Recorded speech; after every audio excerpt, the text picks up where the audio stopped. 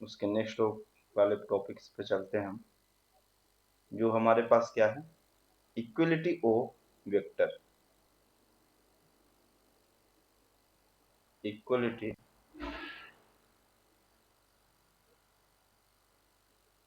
Of vector.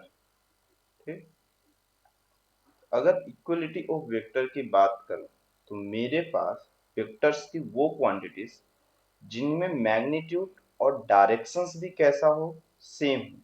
जैसे मैं ये बोलूं कि ये ए है और ये कौन सा बी है। एक तीसरा वेक्टर मेरे पास कौन सा, सी वेक्टर। ये तीनों वेक्टर्स की डायरेक्शंस और मैग्नीट्यूड अपने पास कैसा हो, अगर सेम हो तो इन्हें हम कौन सा वेक्टर कहेंगे, इक्वलिटी ऑफ वेक्टर कहेंगे। मैग्नीट्यूड मतलब कोई भी वेक्टर ऑफ कंपोनेंट का अगर मैं उसमें मॉडुलस ऑफ फाइंड कर देता हूँ तो हम उसे उसका क्या बोलते हैं, मैग्नीट्यूड बोलते हैं। किसी भी वेक्टर ऑफ क्वांटिटी का अगर मॉडुलस हुआ तो वो सिर्फ हमें उसकी मैग्नीट्यूड वैल्यू को क्या करेगा, फाइंड करके देगा। ठीक है, तो इक्वलिटी ऑफ वेक्टर्स मतलब मेरे पास उनमें magnitude and direction, magnitude and directions जिन भी किसी दो वेक्टर्स के बीच में है, या मोर देन ऑफ भी टू हो सकते हैं, जिनमें magnitude and directions are same, वो मेरे पास कैसे वेक्टर है, इक्वलिटी ऑफ वेक्टर। ठीक है, अब अगर उसके नेक्स्ट ऑफ पोर्शंस पे बात करें, हम किसकी बात करें, कोलिनियर वेक्टर की बात करें कि कोलिनियर वेक्टर हमारे पास क्या होता है। तो कोलिनियर वेक्टर मीन्स ऑफ हमारे पास वो वेक्टर ऑफ क्वांटिटी जिसको हम एक को, किसी एक वेक्टर को दूसरे वेक्टर के फॉर्मेट में रिप्रेजेंट कर सकते हैं, तो वो मुझे कैसा वेक्टर होगा, कोलिनियर वेक्टर होगा। जैसे मैं ये कहूँ कि ए वेक्टर इक्वल तो है बी वेक्टर की, बट एकदम परफेक्टली वो इक्वल नहीं है। यहाँ पे डायरेक्शन सेम है। अगर एक वेक्टर बोलूं ए वेक्टर, दूसरा वेक्टर ऑफ मैं कहूँ बी वेक्टर, इनकी डायरेक्शन सेम हो, क्या हो, डायरेक्शन सेम है, बट मेरे पास मैग्नीट्यूड में भी डिफरेंट हो, तो ऐसे वेक्टर्स को हम कैसा वेक्टर कहेंगे, कोलिनियर वेक्टर कहेंगे। मतलब मैं ये कहूं कि अगर ए वेक्टर में इस तरह से हो कि मेरे पास बी वेक्टर में मैं किसी को कांस्टेंट का अगर मल्टीप्लिकेशंस कर देता हूं, तो जो मेरे पास वैल्यू आए वो ओल्ड वेक्टर ए वेक्टर के इक्वल अगर हो जाता है, तो मेरे पास कैसा वेक्टर कहलाएगा, कोलिनियर वेक्टर कहलाएगा। कैसा वेक्टर कहलाएगा, कोलिनियर वेक्टर कहलाएगा। इसमें बी वेक्टर की डायरेक्शंस और ए वेक्टर की डायरेक्शन सेम होगी, बट मैग्नीट्यूड्स कैसे होंगे, डिफरेंट डिफरेंट होंगे। अगर मैं इस चीज की बात करूं तो जहां पे सी हमारे पास एक कैसा है, कांस्टेंट ऑफ अमाउंट को क्या करता है, रिप्रेजेंट करता है, मे बी वो मल्टीप्लीकेशन हो या मे बी डिवीजन हो।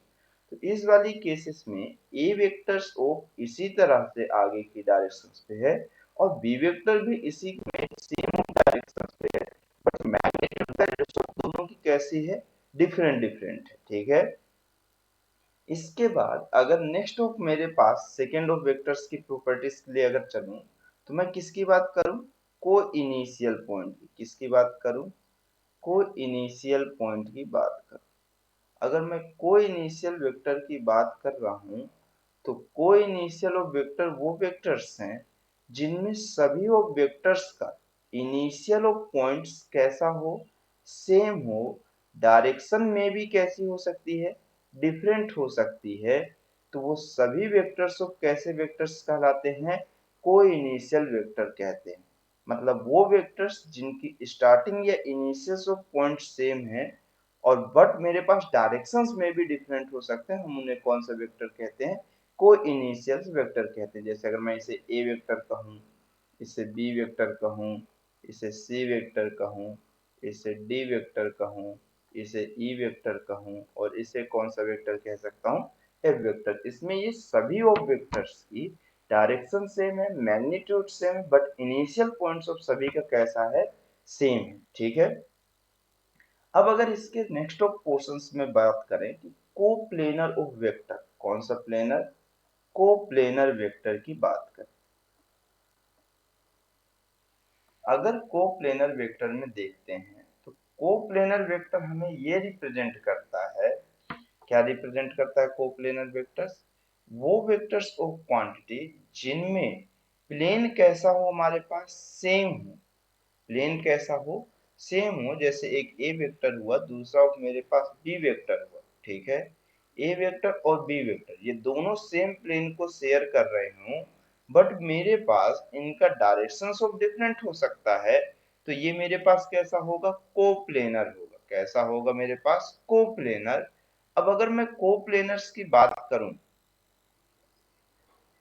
अगर ये कोप्लेनर वेक्टर या तो रोटेट हो या ट्रांसलेशंस ऑफ मोशन को भी रिप्रेजेंट करे, रोटेशंस या ट्रांसलेशन ऑफ मोशन भी हो, तो मतलब ये टाइम के साथ अपनी वैल्यूज को क्या कर जाए, चेंज कर जाए, तब भी ये दोनों मेरे पास ऑलवेज भी कैसे होंगे, कोप्लेनर ही होंगे। जैसे अगर मैं ये कहूं कि ये मेरे पास एक्स एक्सिस और वाई एक्सिस अपनी पोजीशन से मूव कर जाएं और किसी आगे वाली पोजीशंस पे चले जाएं, तो इस पे से कोई भी फर्क नहीं पड़ेगा कि ए वेक्टर और बी वेक्टर अभी की डेट पे भी ये कैसे रहेंगे, कोप्लेनर रहेंगे, कैसे रहेंगे हमारे पास, कोप्लेनर रहेंगे, ठीक है।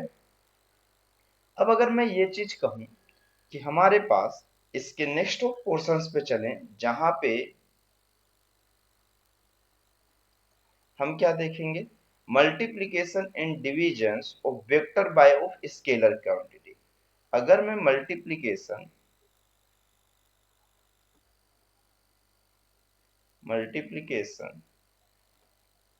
And division bye scalar quantity, ठीक है। अगर मल्टीप्लीकेशंस और डिविजन्स की बात की जाए, तो अगर स्केलर क्वांटिटी से हमें मल्टीप्लीकेशन या डिविजन्स करना पड़ा वेक्टर क्वांटिटी को, तब रिजल्ट में हमारे पास वेरिएशंस ऑफ कैसा है, ठीक है।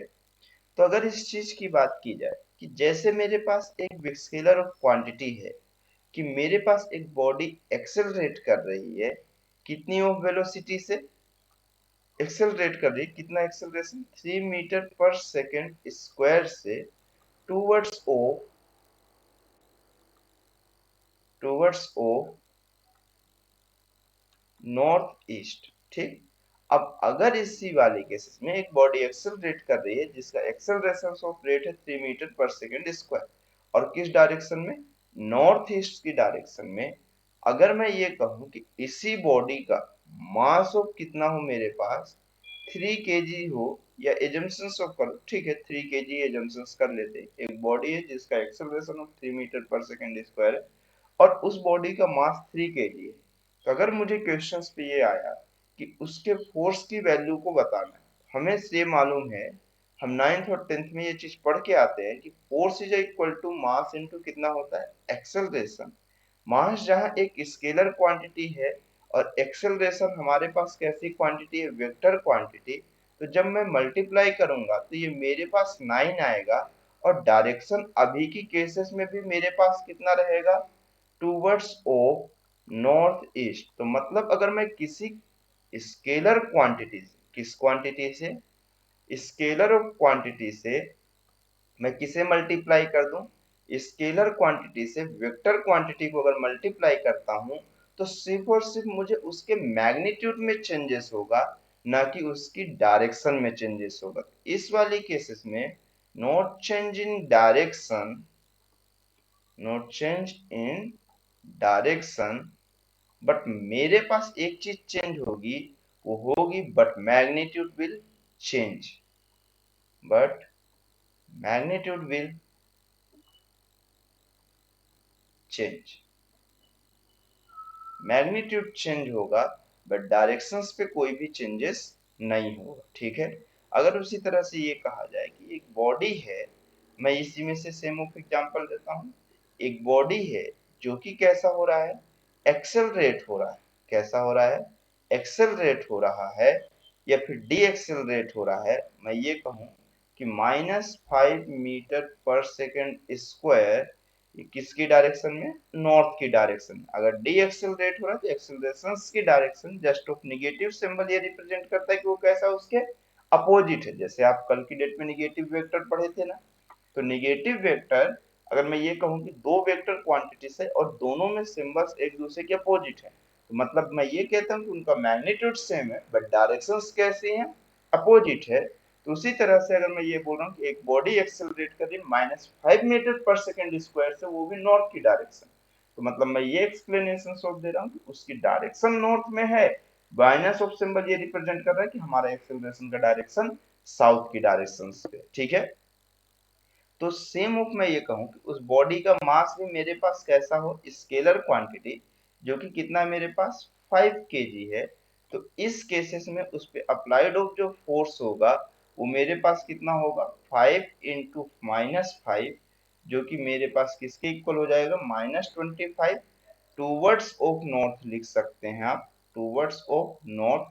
या फिर हम ये लिख सकते हैं कि 25 न्यूटन उसकी जस्ट ऑफ डायरेक्शन 180 डिग्री पीछे ले लीजिए, जो कि आप बता सकते हैं कि प्लस का 25, वो भी किसकी डायरेक्शन में, साउथ की डायरेक्शन पे, ठीक है। तो यहां तक समझ में आया आपको, ठीक।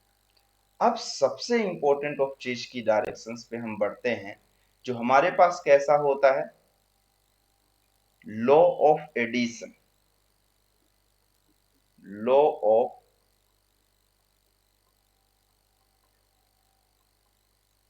Addition and subtraction, law of addition and subtraction of vector quantity, law of additions and subtractions of vector quantities की हम बात करेंगे। मतलब वो वेक्टर ऑफ क्वांटिटीज, मतलब जैसे हमारे पास ए वेक्टर है और दूसरा वेक्टर कौन सा है, बी वेक्टर, तो उसके रिजल्टेंट की वैल्यू कितनी होगी, या मतलब उसको ऐड हम कैसे करेंगे, उसे सब्ट्रैक्ट कैसे करेंगे, इस चीज की बात करेंगे। पहले हम पूरी तरह से कैसा law of addition and subtraction पे देख लेंगे, उसके बाद हम किसी ऑफ मल्टीप्लीकेशन और डिवीजन वाले फॉर्मेट में आए, ठीक है। तो फिर मैं ट्रायंगल ऑफ लॉ से स्टार्ट करता हूँ, ठीक है। तो लॉ ऑफ एडिशंस का, सब्ट्रैक्शन का सबसे बेस्ट ऑफ जो मेथड है, सबसे पहला ऑफ मेथड जो बेसिक मेथड कहलाता है, वो कहलाता है ट्रायंगल लॉ। कौन सा लॉ, ट्रायंगल लॉ, या ट्रायंगल रूल ऑफ एडिशन की बात करें, ट्रायंगल रूल ऑफ एडिशंस की बात करें कि ट्रायंगल को ऐड करने से किस तरह से बिहेवियर ऑफ में चेंजेस। जैसे मैं ये कहा कि एक वेक्टर ऑफ मेरे पास है, ये कौन सा वेक्टर है, ए वेक्टर, जो कि पॉइंट ऑफ ओ से मूव करके ए की डायरेक्शन तक जा रहा है, ये ए वेक्टर हुआ इसका। दूसरा वेक्टर है मेरे पास ए से बी की डायरेक्शन पे, जो कि कौन सा है, बी वेक्टर, ठीक। तो जो इसका रिजल्टेंट हो, जिस पॉइंट पे ये जाके मैच कर रहा हो, ये मेरे पास क्या कहलाएगा, इसका रिजल्टेंट कहलाएगा। या फिर सिंपल सा एक फॉर्मेट ऑफ करते हैं, थोड़ा और डेप्थ में इसको लेके चलते हैं हम लोग, ठीक है। जैसे आप क्या करिए, कोई भी दो vector quantity given, first of vector quantity, एक वेक्टर यहां से मूव किया पॉइंट ऑफ ओ से, कहां तक पहुंचा, ए तक पहुंचा, जिसके वेक्टर की वैल्यू है ए वेक्टर। दूसरा वेक्टर है मेरे पास ए से मूव किया बी वेक्टर तक, ठीक है। ये पॉइंट ऑफ पहुंचा कहां तक, बी तक, ठीक है। तो अब मेरे पास ट्रायंगल रूल ऑफ एडिशन क्या कहता है, ट्रायंगल रूल ऑफ एडिशन, कि मैं क्या करूं, एक इनिशियल पॉइंट और फाइनल पॉइंट को ज्वाइन करने वाली एक स्ट्रेट लाइन को अगर मैं ड्रॉ करता हूं, तो स्ट्रेट लाइन ऑफ मुझे रिजल्ट दिखाएगी किसका, ए वेक्टर और बी वेक्टर का, ठीक है। मतलब इस वाली केसेस में इनिशियल और फाइनल पॉइंट्स ऑफ ये वाले दोनों के मैं क्या कर दिया, ज्वाइन कर दिया, तो जिससे मुझे जो रिजल्ट मिलेगा वो जो सी वेक्टर होगा, वो एडिशन होगा किसका, ए वेक्टर प्लस ऑफ कौन से वेक्टर का, बी वेक्टर का, ठीक है। या फिर आप इस चीज को ऐसे भी देख सकते हैं कि आपको मालूम है डिस्प्लेसमेंट कितना होता है, जीरो कब की केसेस में, जब मैं जहां से चलूं वहीं पर पहुंचूं। ठीक है, पहली चीज। इसको मैं ऐड करने की दूसरी मेथड बताता हूँ। ये फॉर्मूला या रूल के थ्रू तो चलो ठीक है, एक दूसरी मेथड ऑफ देखते, दूसरी नहीं है एक्चुअल में, इसी का ही एक फॉर्मेट है मैथमेटिकल ऑफ कैलकुलेशंस का, बस हम उसे अलग फॉर्मेट में देखेंगे। ठीक है, आपको थोड़ा सा डिस्प्लेसमेंट का रूल मालूम होना चाहिए। डिस्प्लेसमेंट क्या होता है, इनिशियल और फाइनल पॉइंट अगर सेम है तो डिस्प्लेसमेंट कितना होगा, जीरो होगा। सिंपल सी बात। ठीक है, अगर डिस्प्लेसमेंट ऑफ जीरो है तो मेरे पास ये चीज मानना पड़ेगा, और अगर एजम्पशंस करूं कि मैं यहां से स्टार्ट किया, और एक चीज और, सॉरी एक चीज और देखते हैं, अगर मेरे पास दो ओ वेक्टर हैं,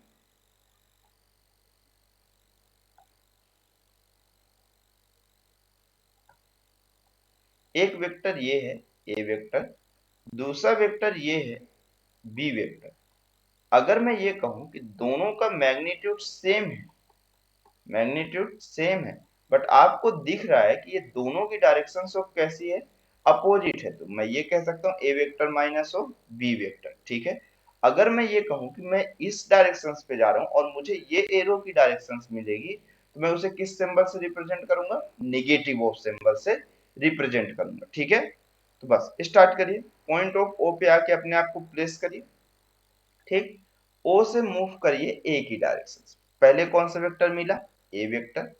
ठीक है, जिस डायरेक्शन में जा रहे हैं उसी डायरेक्शन पे एरो है कि नहीं है, ठीक है, प्लस रहेगा। ठीक है, अब ए से बी की डायरेक्शन पे मूव करिए, एरो की डायरेक्शन और आपके मोशन की डायरेक्शन कैसी है, सेम है, प्लस बी वेक्टर। आपको टोटल पाथ में चलना है, जैसे गार्डन में चलते हो ना, जिस पॉइंट से चलो वापस उसी पॉइंट पे, तो अगर उसी डायरेक्शन में कोई आदमी जा रहा है तो वो प्लस, और उसके अपोजिट डायरेक्शन में जाएगा तो निगेटिव।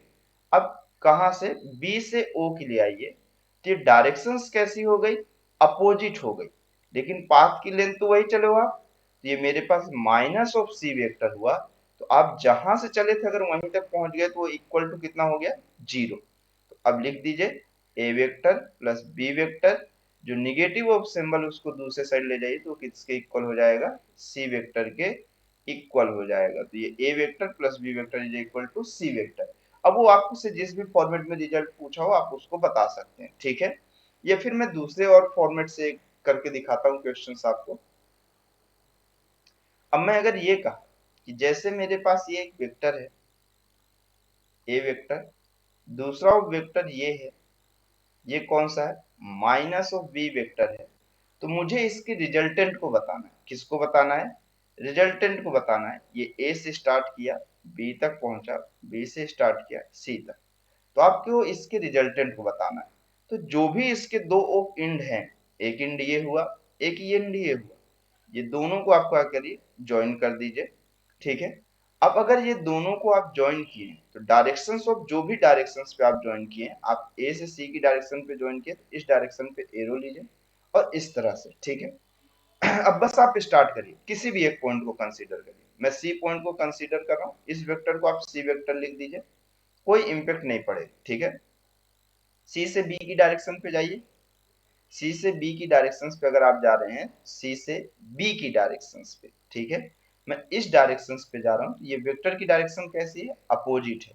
अगर मैं सी से बी की डायरेक्शन पे जा रहा हूँ तो value minus of B vector की जगह पे माइनस ऑफ बी होगा, तो ये प्लस ऑफ कितना हो गया, बी वेक्टर हो गया। ठीक है, अब बी से मैं किस डायरेक्शन पे जाऊं, ए की डायरेक्शन पे। ठीक है, तो मेरे पास बी से ए वेक्टर की जो वैल्यू होगी उसी डायरेक्शन में पाथ ट्रेवल कर रहा हूँ और उसी डायरेक्शन पे मैं हूँ।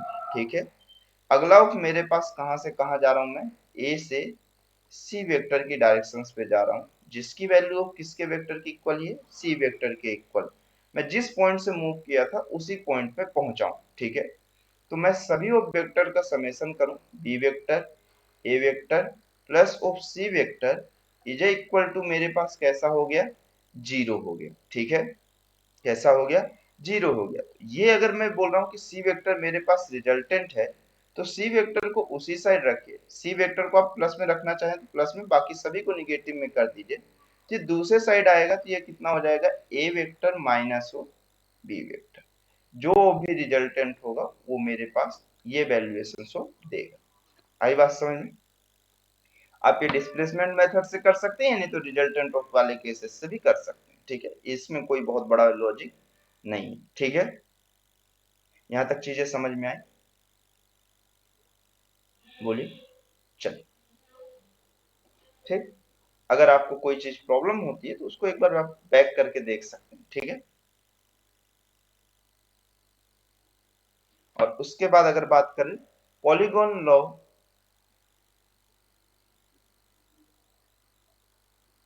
पॉलीगॉन लॉ ऑफ एडिशन,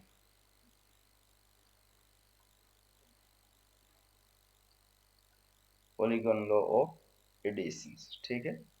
अगर मैं पॉलीगॉन्स की बात करूं, ठीक है, तो मेरे पास अगर मल्टीपल्स ऑफ फॉर्मेट्स है तब की केसेस में कैसा, जैसे अगर मैं बोला ये ए वेक्टर है, अगला कौन सा हुआ, ये बी वेक्टर हुआ, अगला कौन सा हुआ, ये सी वेक्टर हुआ, और आगे लेके चले ये कौन सा हुआ, डी वेक्टर हुआ, ठीक है।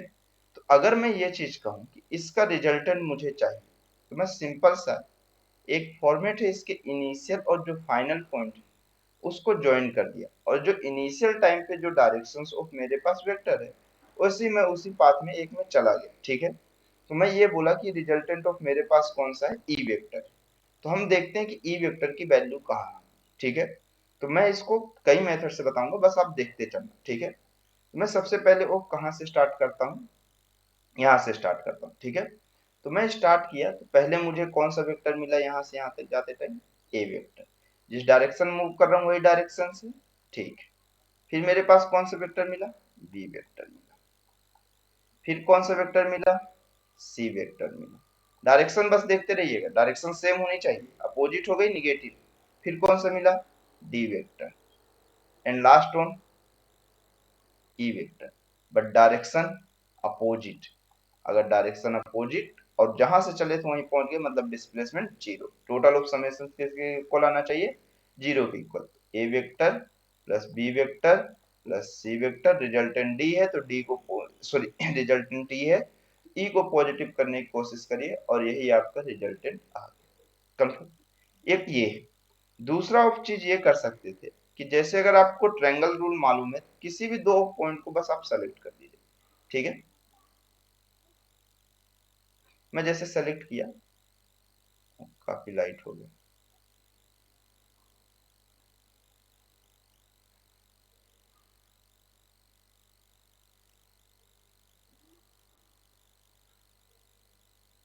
ए से बी पहुंचा। देखिए अब मैं देख रहा हूं कि ए से बी है और ये बी वेक्टर। मैं क्या किया, पहले ये दोनों को ऐड कर, ठीक। इसका रिजल्टेंट आपको मालूम है ए वेक्टर प्लस बी वेक्टर, ठीक है। ए वेक्टर प्लस बी वेक्टर। अब मैं क्या किया, ए वेक्टर प्लस बी वेक्टर को एक वेक्टर एजम्पशंस किया और सी वेक्टर को नेक्स्ट। तो अब मैं क्या कर रहा हूं कि इस वाले में से इसको डायरेक्टली ऑफ ज्वाइन किया इनिशियल पॉइंट से, तो ये A vector plus B vector plus of कौन सा निकल के आएगा, सी वेक्टर। तो ये जो रिजल्टेंट होगा A vector plus B vector plus C vector और प्लस डी वेक्टर करके ये रिजल्टेंट आ जाएगा। तो पॉलीगॉन्स को आप इस तरह से भी ऐड कर सकते हैं, ठीक है। अगर अब बात की जाए तो पॉलीगॉन्स जो होते हैं वो कौन सी प्रॉपर्टी को फॉलो करते हैं, एसोसिएटिव लॉ को फॉलो करते हैं। किसको फॉलो करते हैं, एसोसिएटिव लॉ को फॉलो करते हैं, एसोसिएटिव लॉ। एसोसिएटिव लॉ मतलब कि अगर मैं ये कहूं कि A vector plus B vector plus of C vector, तो मैं पहले ए बी वेक्टर को ऐड करूं, फिर ए बी वेक्टर से सी वेक्टर को, पहले ए और बी को ही तो ऐड करके आप यहां पहुंचे, अब इस ए बी वेक्टर से सी को ऐड करके A B vector plus of C vector में पहुंचे हैं, फिर इसको ऐड करके डी वेक्टर से आप यहां तक पहुंचे, ठीक है। ये इक्वल होगा मेरे पास किसके, अगर मैं किसी तरह से किसको ऐड कर दूं, पहले सी वेक्टर को ए वेक्टर ऑफ वाले फॉर्मेट से ऐड करूं, या फिर किसी भी एक फॉर्मेट को आगे पीछे सीक्वेंस में आप करके, इसके सीक्वेंस ऑफ एडिशन से कोई भी फर्क नहीं पड़ता है। कि मतलब मैं ये कह रहा हूं कि मैं क्या करूं, सी वेक्टर बी वेक्टर और ए वेक्टर को डायरेक्टली ऑफ ऐड किया ये, और फिर प्लस ऑफ मैं कितना कर दूं, डी वेक्टर कर दूं, तब भी मुझे रिजल्ट में कोई भी फर्क नहीं पड़ेगा। तो मेरे पास किसकी प्रॉपर्टी है, एसोसिएटिव ऑफ लॉ की प्रॉपर्टी है। तो पॉलीगॉन्स लॉ या वेक्टर लॉ, मेरे पास triangle sorry vector of additions law जो है वो किसको फॉलो करता है, मेरे पास एसोसिएटिव ऑफ लॉ को क्या करता है, फॉलो करता है। ठीक है, ठीक, थैंक्स। आज हम लोग जो देखे हैं, अब इसके आगे हम लोग देखेंगे, आज सिर्फ हम एडिशंस तक देखे हैं वेक्टर्स का। अब नेक्स्ट ऑफ क्लास में हम जो देखेंगे वो कैसा होगा, मेरे पास कैसा मल्टीप्लिकेशन लॉ के लिए देखेंगे, या हम ये कहें कि पैरेललोग्राम ऑफ लॉ कहते हैं, जिसे कई लोग बहुत ज्यादा नाम में जानते हैं, उसे पैरेललोग्राम ऑफ लॉ, या फिर मैं सिंपल सा कहूं कि हमारे पास वो लॉ जो रहेगा वो कैसा रहेगा। पैरेललोग्राम लॉ जो होता है वो काफी इंपॉर्टेंट होता है, लगभग लगभग सभी एग्जाम्स में या फिर सभी जगह उसका कई बार एप्लीकेशंस होता है। तो हमारे पास वो चीज को हम देखेंगे कि पैरेललोग्राम ऑफ एडिशंस लॉ हम किस तरह से फॉलो करते हैं। ठीक है, तो वो सबसे ज्यादा इंपॉर्टेंट होता है, खास करके इस वेक्टर वाले चैप्टर्स में। ठीक, और इसका एप्लीकेशन ऑफ बहुत दूर तक जाएगा, पैरेललोग्राम ऑफ एडिशंस लॉ का लगभग फिजिक्स के आखिरी पोर्शंस तक हम उसे देखते ही रहेंगे, किसी न किसी पोर्शंस में। ठीक है, और अगर मैं बात करूं कि जैसे जब हम रे ऑप्टिक्स पढ़ें या एसएचएम पढ़ेंगे, तो वहां भी अभी वेव ऑप्टिक्स पढ़ेंगे, जब इंटरफेरेंस की कंडीशंस आएगी तो पैरेललोग्राम काफी कुछ हमें हेल्प करता है उस चीजों को समझने में। ठीक है, तो इसलिए पैरेललोग्राम को आप थोड़ा स्पेशली आराम से स्लो फॉर्मेट से देखिएगा। बाकी नेक्स्ट क्लास में मिलते हैं। Okay, thanks.